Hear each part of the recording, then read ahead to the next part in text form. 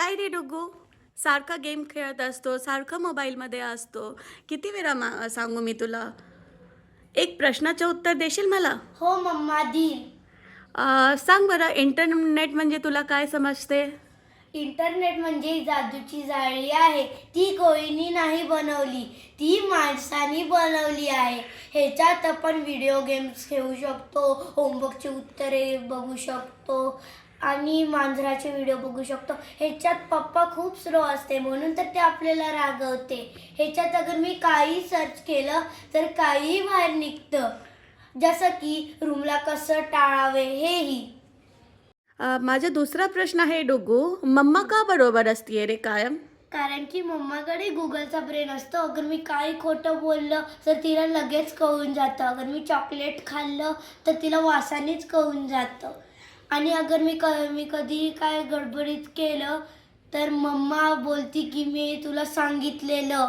आणि असं की मम्माला भविष्यातून मेसेज मिळाले असतात, म्हणून मम्मा 100% बरोबर असते.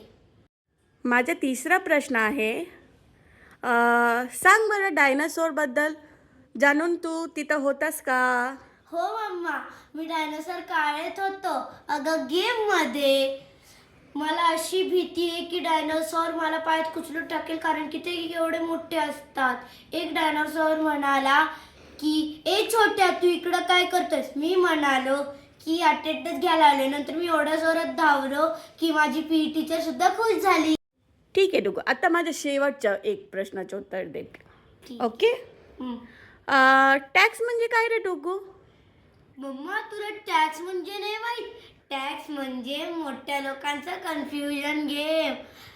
आपण पैसे कमवतो आणि सरकारवाले म्हणतात थोडे पैसे इकडं द्या, आणि ते थोडं सोचतात आणि म्हणतात लाईट वाईट, रस्ता बस्ता, स्कूलचे शिक्षण फंड, ह्यांच्यासाठी आम्हाला पण थोडे पैसे द्या.